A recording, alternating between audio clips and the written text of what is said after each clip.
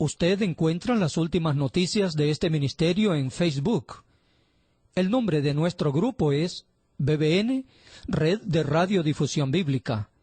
Para convertirse en un seguidor de BBN en Facebook, diríjase a nuestro sitio oficial en Internet, www.bbnradio.org. Gracias por su atención y ahora no se pierda este programa. El siguiente segmento es clasificación F, formativo, educativo cultural, A, apto para todo público.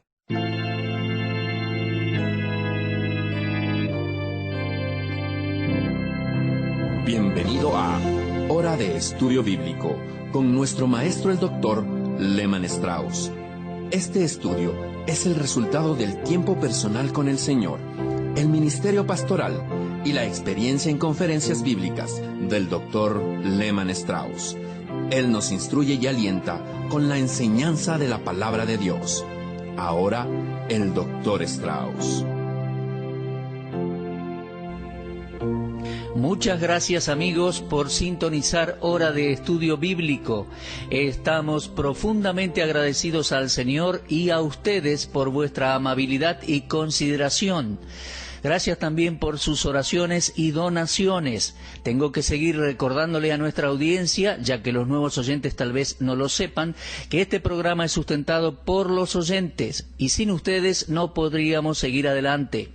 Ahora, antes de comenzar con el estudio de la Palabra de Dios, les voy a pedir que tomen sus Biblias allí y abran sus Biblias en Éxodo capítulo 14.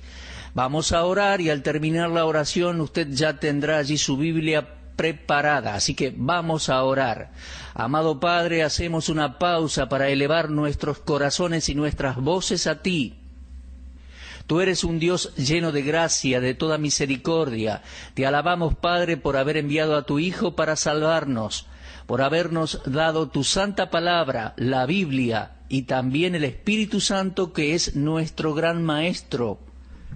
Te agradecemos también por el privilegio de estudiar tu palabra, de predicarla y de enseñarla. Te agradecemos por las aplicaciones prácticas que nos ayudan en nuestro diario andar en la tierra. Te pedimos por la enseñanza que vamos a recibir, que sea efectiva a nuestros corazones.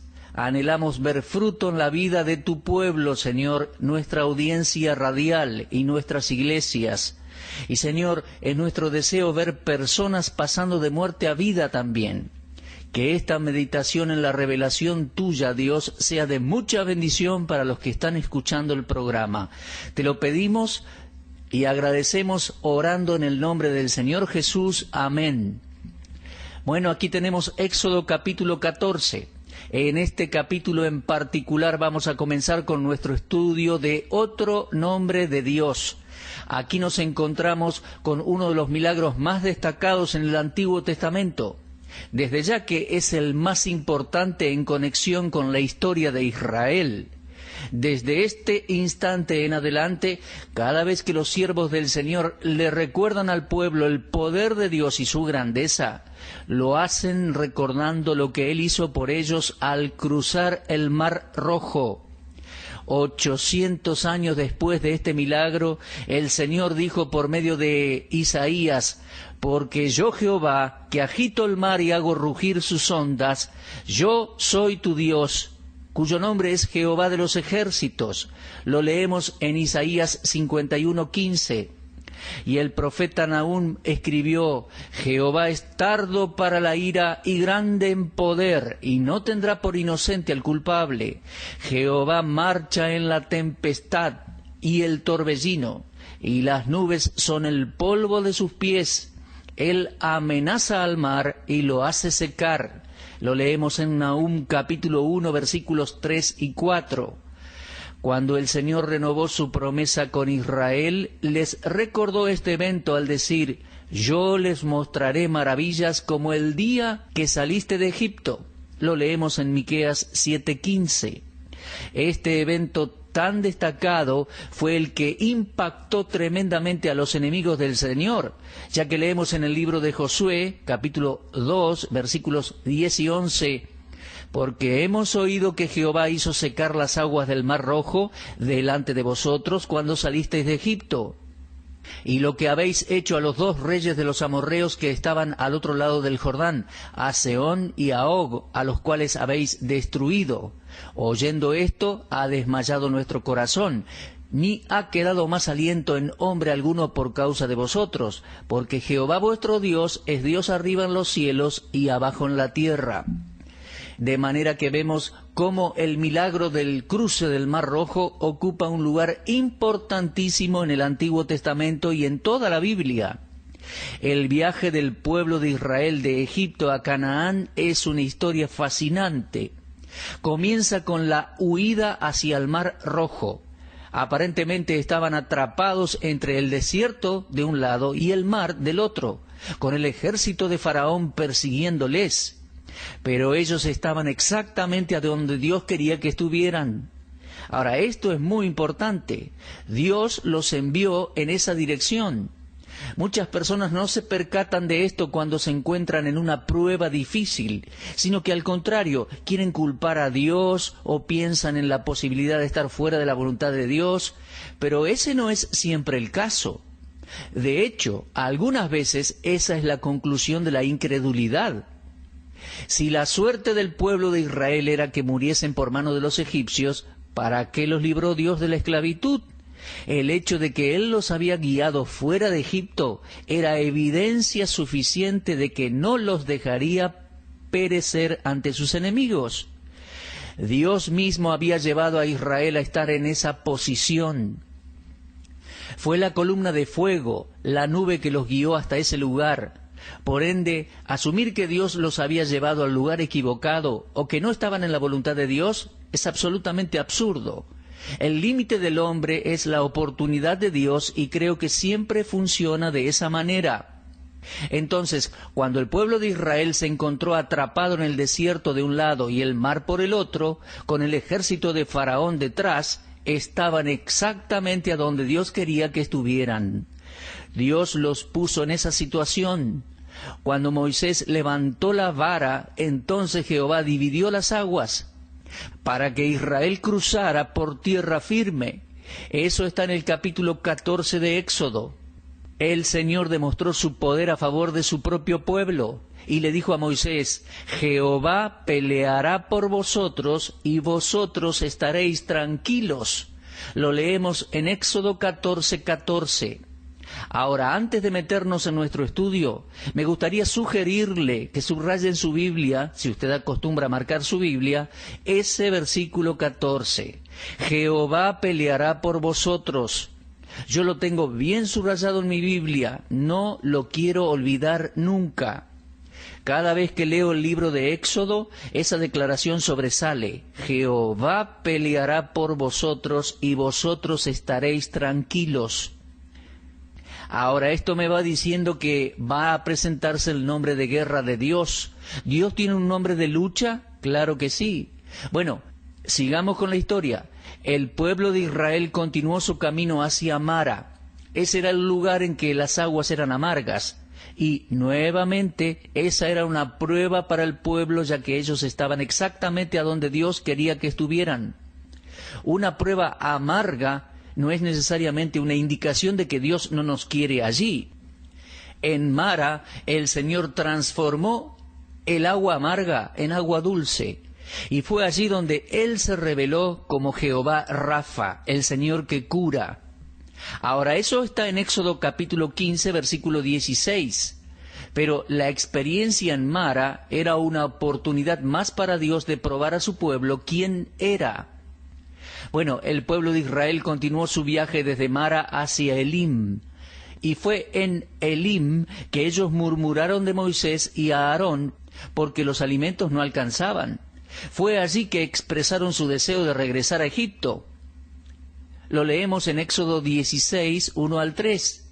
Pero una vez más estaban en el lugar que Dios quería que estuvieran, ya que en Elim Él los alimentó con el maná del cielo. Y una vez más, el extremo, el límite en el que se encontraban, se transformó en la oportunidad de Dios. Ahora, desde Elim partieron hacia Refidim, a donde no había agua. Y una vez más el pueblo se quejó contra Moisés, culpándolo de querer matarlos de sed.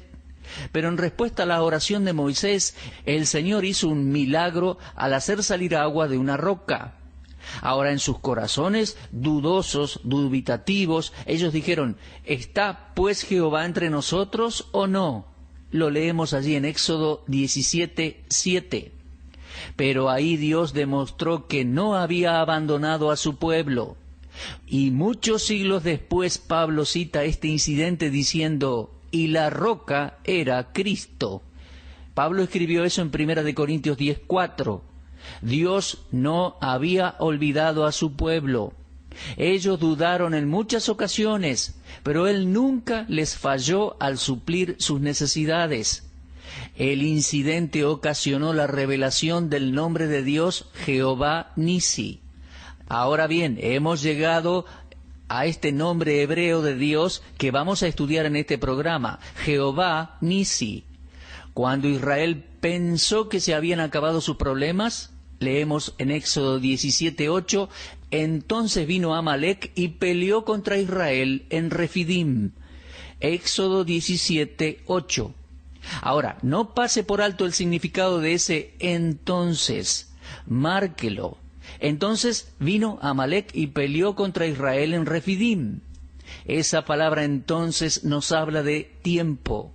Después que Dios los trajo con bien a través del Mar Rojo, transformó las aguas amargas en dulces e hizo salir agua de una roca para darles de beber y los alimentó con maná, ya dejándolos sin nada para quejarse, entonces vino Amalek. Leemos en registros anteriores que Amalek era un nieto de Esaú. Eso lo leemos en Génesis 36:10. Y Esaú fue el hombre carnal que vendió su primogenitura a Jacob por una porción de guiso, de potaje, allí en Génesis 25. Ahora bien, los años habían pasado y entonces los amalecitas eran una tribu salvaje, eran nómadas, deambulaban por el desierto y vivían de lo que robaban a las caravanas que pasaban por el desierto. Fueron la primera nación en oponerse a Israel después que el pueblo de Dios dejó Egipto. Lo leemos en Números 24:20. Sin duda, los amalecitas pensaron que los israelitas serían presa fácil, ya que más allá de que eran 2 millones, no tenían mucho ejército ni estaban bien equipados para pelear. Además, en el campamento de Israel había muchos niños y mujeres para proteger. Al ser atacados tenían que pelear o morir. Moisés dio las instrucciones para la batalla. Josué guiaría a sus escogidos en el conflicto mientras Moisés se iba al monte a orar. Allí oró con Aarón y Hur como compañía. Los amalecitas pensaron sin duda que los israelitas no podrían con ellos, ya que no tenían experiencia en la guerra y venían cansados del viaje. Pero el plan de Moisés de tener a Josué y sus hombres peleando, mientras él, Aarón y Hur oraban, iba a dar unos resultados que Amalek no esperaba. La batalla fue prolongada y amarga, cambiando por momentos de lado, en ocasiones del lado de Israel y en otras del lado de Amalek todo el día. La victoria pasaba de un bando al otro hasta que Moisés se dio cuenta que la marea cambiaba cuando sus manos estaban extendidas en oración hacia Dios. Esa fue una observación importante. Él se dio cuenta de que cuando estaba orando, Israel parecía recobrar fuerzas y ganar terreno, pero ni bien dejaba de orar, el enemigo comenzaba a recobrar terreno. Pero Moisés no podía mantener sus manos alzadas mientras oraba. La Biblia dice que las manos de Moisés eran pesadas. Entonces, ¿qué pasó? Aarón y Hur pusieron una piedra para sostenerlo y se pusieron debajo de sus brazos y Dios les dio la victoria. Leemos en Éxodo 17, versículos 12 y 13, que Josué deshizo a Amalek y su pueblo a filo de espada. Ahora, en ese mismo capítulo 17 de Éxodo, versículo 14, el Señor tenía algo que decir. Le dijo a Moisés, escribe esto para memoria en un libro, y dile a Josué que raeré del todo la memoria de Amalek de debajo del cielo. Esa fue la primera vez que Dios le pidió a alguien que documentara algo, pero él quería que esto quedara grabado. Pero ¿por qué Dios no le dijo a Moisés que lo narrara para que Josué lo escribiera? Bueno, había una razón. Josué era el héroe a los ojos del pueblo. Su nombre estaba en boca de todos. Sin embargo, Dios quería ser bien claro. La victoria no era de Josué ni de Moisés, sino de Dios mismo. Si la celebración dependiera de la gente, hubiesen hecho una estatua de Josué y la hubieran puesto en el medio del campamento. Tal vez hasta hubieran adorado a Josué como el héroe victorioso. Pero en vez de ser así, leemos en Éxodo 17:15, y Moisés edificó un altar y llamó su nombre Jehová Nisi. Moisés levantó un altar y le puso por nombre Jehová Nisi. Ahora, estoy seguro que usted leyó el nombre en su Biblia al leer capítulo 17 y posiblemente nunca hizo una anotación al respecto o nunca se fijó en su significado. Bueno, márquelo por favor. Moisés edificó un altar y llamó su nombre Jehová Nisi. El nombre de Josué ni siquiera apareció en el monumento. Ahora, ¿qué significa este nombre? La palabra Nisi es una palabra hebrea que significa bandera, emblema o estandarte. En realidad era un emblema de la victoria después de haber ganado la batalla. Jehová Nisi significa el Señor es mi bandera, el Señor es mi estandarte o el Señor es mi bandera de batalla. Este nombre de Dios es asociado con los conflictos del pueblo de Dios y es un recordatorio permanente para todos los hijos de Dios que el poder está con Dios y que todas las fuerzas provienen de Él. Fue Jehová Nisi el que ganó la batalla. Fue bajo su estandarte que ellos lograron la victoria. Necesitaban conocer a Jehová Nisi porque no habían terminado con Amalek. Cada generación iba a tener un conflicto con el mismo enemigo, En Éxodo capítulo 17, versículo 16 dice: por cuanto la mano de Amalek se levantó contra el trono de Jehová, Jehová tendrá guerra con Amalek de generación en generación. Israel no podía pensar ni por un momento que la victoria en Refidim significaba el fin de Amalek. Ellos se encontrarían de nuevo con este pueblo y con sus ejércitos, y tal como lo hicieron en Jehová Nisi, tendrían la victoria asegurada siempre y cuando confiaran en Dios, confiaran en Jehová Nisi. Pero el altar que fue levantado como memorial a Jehová Nisi fue olvidado rápidamente. El pueblo era terco para aprender que Dios es indispensable en las batallas de la vida. Después de un año en el Sinaí, Israel llegó al borde de la tierra prometida. Espías fueron a reconocer la tierra y al regresar sus reportes fueron distintos. Tenían opiniones divididas. A causa del mal informe de la mayoría, Dios anunció que todos los mayores de 20 años de edad morirían en el desierto. Números 14, versículos 26 al 38 nos dice eso. O sea, todos excepto Josué y Caleb. Sin embargo, al otro día el pueblo insistió en entrar a la tierra. Ahora, Moisés les advirtió que los amalecitas estaban allí y que Israel sería derrotado. Pero la Escritura dice: sin embargo, se obstinaron en subir a la cima del monte. Pero el arca del pacto de Jehová y Moisés no se apartaron del medio del campamento. Y descendieron el amalecita y el cananeo que habitaban en aquel monte, y los hirieron y los derrotaron, persiguiéndolos hasta Horma. Lo leemos en Números 14, versículos 44 y 45. Fíjese que se dice que se obstinaron. Ellos dijeron: bueno, los derrotamos un año atrás, podemos hacerlo de nuevo. Pero esta vez no importaría cuán fuertemente pelearan, no conquistarían a los amalecitas. No podrían ganar por el simple hecho de que estaban luchando con sus propias fuerzas. Jehová Nisi no estaba con ellos. El pueblo aprendió una lección muy importante. Las batallas espirituales no pueden ganarse con armas carnales ni con fuerza humana. Fue después que Israel perdió la batalla con los amalecitas que Dios les advirtió a su pueblo que nunca hicieran la paz con los amalecitas. Él dijo: acuérdate de lo que hizo Amalec contigo en el camino, cuando salías de Egipto, de cómo te salió al encuentro en el camino y te desbarató la retaguardia de todos los débiles que iban detrás de ti, cuando tú estabas cansado y trabajado, y no tuvo ningún temor de Dios. Por tanto, cuando Jehová tu Dios te dé descanso de todos tus enemigos alrededor, en la tierra que Jehová tu Dios te da por heredad para que la poseas, borrarás la memoria de Amalec de debajo del cielo, no lo olvides.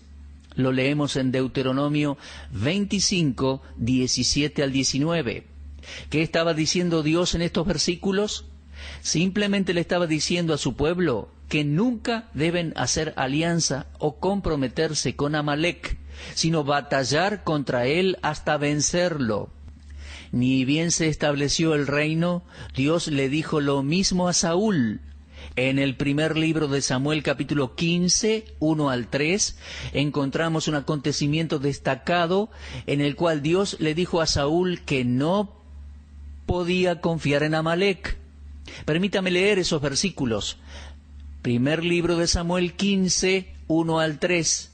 Después Samuel dijo a Saúl: Jehová me envió a que te ungiese por rey sobre su pueblo Israel. Ahora pues, está atento a las palabras de Jehová. Así ha dicho Jehová de los ejércitos: yo castigaré lo que hizo Amalec a Israel al oponérsele en el camino cuando subía de Egipto.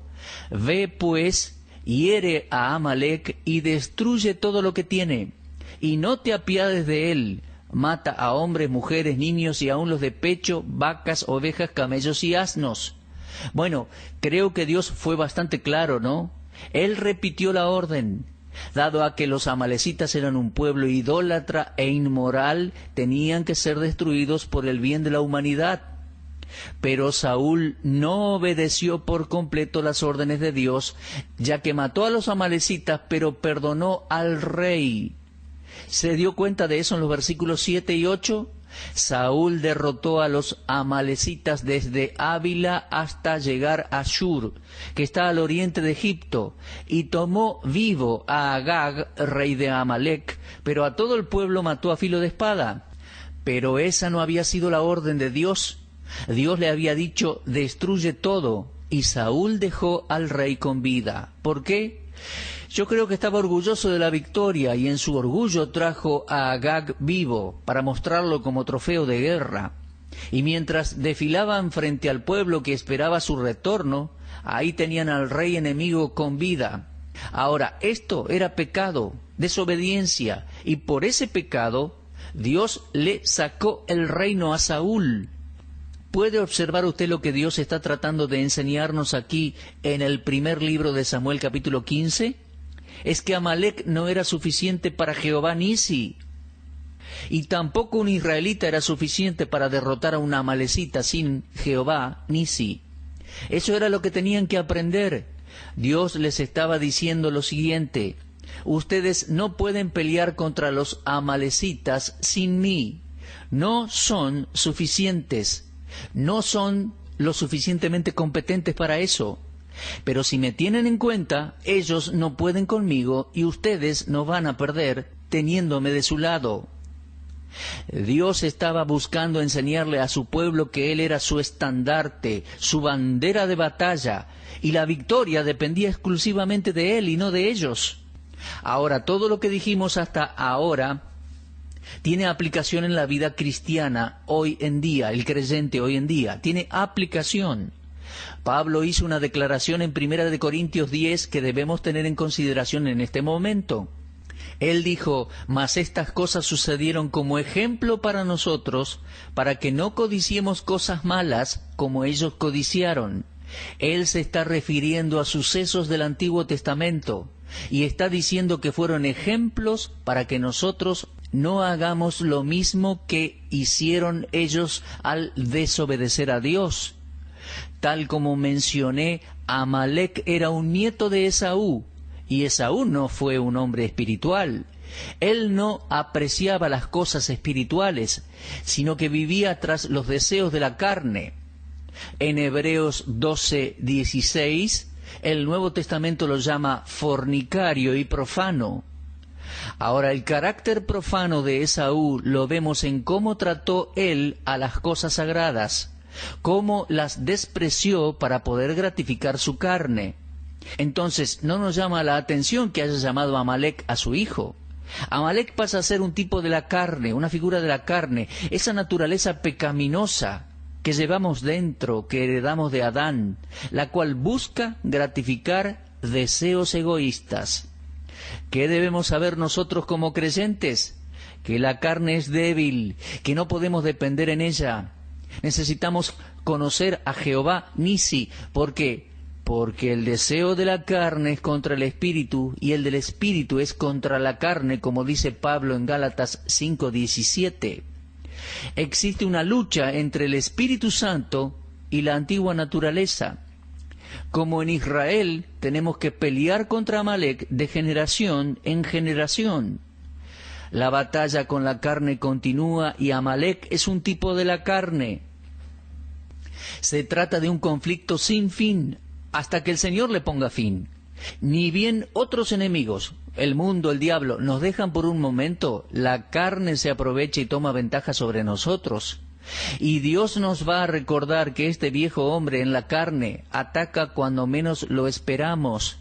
Él dijo: acuérdate de lo que hizo Amalek contigo en el camino cuando salías de Egipto, de cómo te salió al encuentro en el camino y te desbarató la retaguardia de todos los débiles que iban detrás de ti, cuando tú estabas cansado y trabajado, y no tuvo ningún temor de Dios.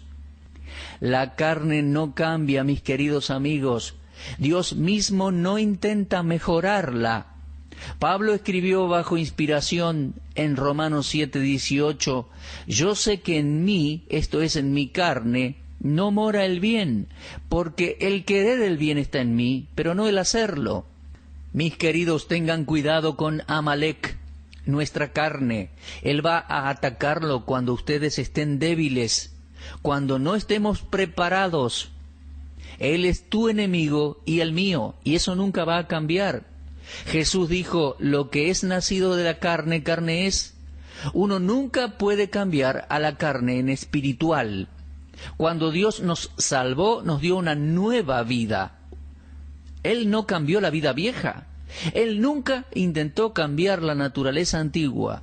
Entonces, la tentación a hacer lo malo está siempre presente en el cristiano. El nuevo hombre y el viejo hombre están en una pelea continua. Pero tengo buenas noticias. Jehová Nisi está asociado con su pueblo. Si hacemos como Moisés y llevamos la batalla en oración a Él, Él va a darnos la victoria. Isaías dijo, y temerán desde el occidente el nombre de Jehová, y desde el nacimiento del sol su gloria. Porque vendrá el enemigo como río, mas el Espíritu de Jehová levantará bandera contra él. Ahora la palabra bandera en hebreo allí es la palabra nes, de la cual Nisi se deriva. Y esa bandera, ese estandarte, es Cristo mismo. Él es el capitán de nuestra salvación. El Señor Jesucristo es Jehová Nisi. Fue de Él que el profeta escribió, acontecerá en aquel tiempo que la raíz de Isaí, la cual estará puesta por pendón a los pueblos, será buscada por las gentes y su habitación será gloriosa. Y cuando miramos a Él en todo momento, tenemos la victoria. Antes, dice Romanos 8:37, en todas estas cosas somos más que vencedores por medio de aquel que nos amó.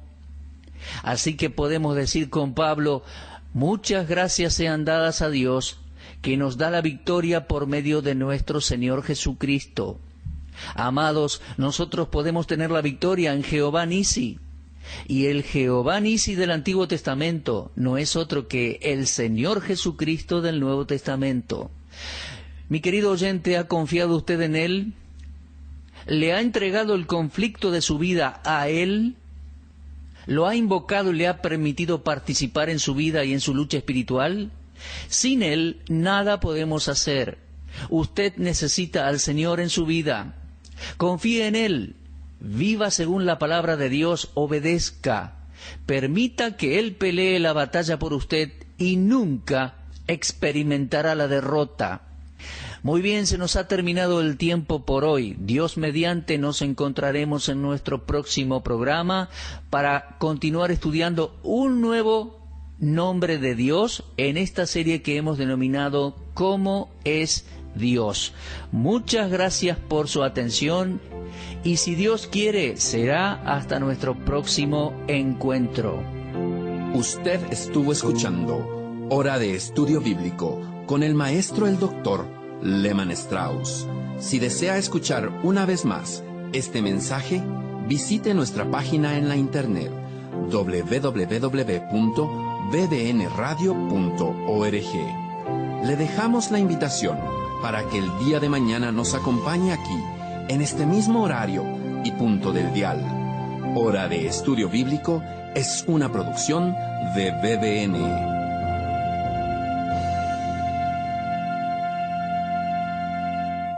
Si su deseo es aprender más de la palabra de Dios, entonces estudie gratuitamente en el Instituto Bíblico de BBN.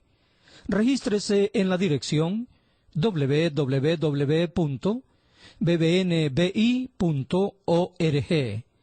en el lugar que usted elija y en el horario que más le conviene.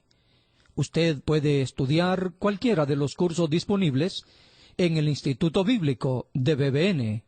Muchas gracias.